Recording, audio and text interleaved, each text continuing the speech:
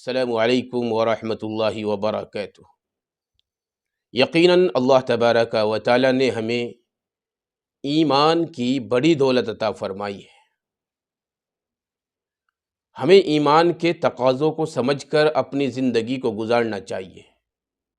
لیکن آج ہم اپنے ایمان کی قدر نہیں کرتے۔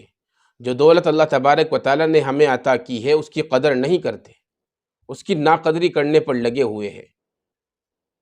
ہم اللہ کے احکام کو توڑ کر اپنی زندگی کو گزارنے میں لگے ہوئے ہیں۔ تو میرے عزیزو، ایمان کی قدر کرے، ایمان کو سمجھے کہ ایمان ہمارا ہم سے کیا چاہتا ہے، اور اللہ تبارک و تعالیٰ نے جو ایمان کی دولت ہمیں عطا کی ہے، آخر اللہ تبارک و تعالیٰ ہم سے کیا چاہتا ہے، ان باتوں کا خیال رکھے، ان باتوں کو دیکھ کر اور سمجھ کر ہی اپنی زندگی گزارے۔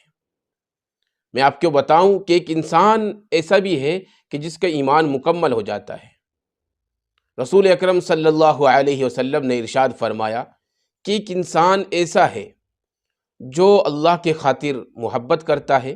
یعنی کسی سے بھی محبت کرتا ہے اللہ کے خاطر کرتا ہے، اللہ کی رضا کے لیے محبت کرتا ہے، اللہ کو خوش کرنے کے لیے محبت کرتا ہے،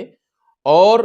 ایک انسان اللہ کے خاطر محبت کرتا ہے اور اللہ کے خاطر ہی بغض رکھتا ہے، یعنی اللہ کے خاطر ہی کسی سے بغض رکھتا ہے،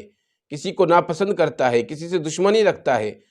وہ کون انسان ہے جس سے اللہ کے خاطر بغض رکھا جائے؟ جو اللہ کے احکام کو توڑنے والا ہے، اللہ کے احکام کو مان کر نہ زندگی گزارنے والا ہے، اور نبی کی سنتوں کو چھوڑ کر اپنی زندگی گزارنے والا ہے۔ اس وجہ سے کوئی انسان ایسے انسان کو ناپسند کرتا ہے۔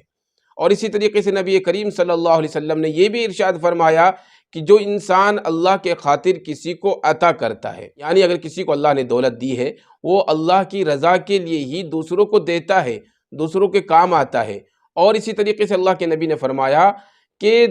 اللہ کے خاطر ہی ایک انسان روکے رکھتا ہے، یعنی اپنی دولت کو اللہ کی رضا کے لیے ہی روک کر رکھتا ہے، دوسروں کو نہیں دیتا، یعنی ایسے انسانوں کو نہیں دیتا جو اللہ کے احکام کو توڑ کر اپنی زندگی گزارتے ہیں، اور جو ہماری دولت کو اسی جگہ لگاتے ہیں جہاں سے اللہ تبارک و تعالیٰ ناراض ہوتا ہے۔ یعنی ایسے انسان کو انسان دیتا نہیں ہے، یہ اللہ کی رضا کے لیے ہوا، اللہ کے خاطر ہوا۔ تو جو انسان ان چار باتوں کو بالکل اپنے پیش نظر رکھتا ہے، یعنی کسی سے محبت کرتا ہے اللہ کے خاطر کرتا ہے، اور کسی سے بغض رکھتا ہے تو اللہ کے خاطر رکھتا ہے، اور کسی کو کچھ دیتا ہے عطا کرتا ہے وہ بھی اللہ کے خاطر عطا کرتا ہے اور اللہ کے خاطر دیتا ہے، اور کسی سے روکے رکھتا ہے تو اس کو بھی اللہ کے خاطر روکے رکھتا ہے، تو نبی کریم صلی اللہ علیہ وسلم نے ارشاد فرمایا کہ ایسے انسان کا ایمان مکمل ہو گیا ہے، ایسے انسان کا ایمان کامل ہو گیا ہے۔ تو میرے عزیزو، ہم بھی اپنی زندگی کے اندر غور کریں، فکر کریں، اور ہم جب بھی کسی سے محبت کریں صرف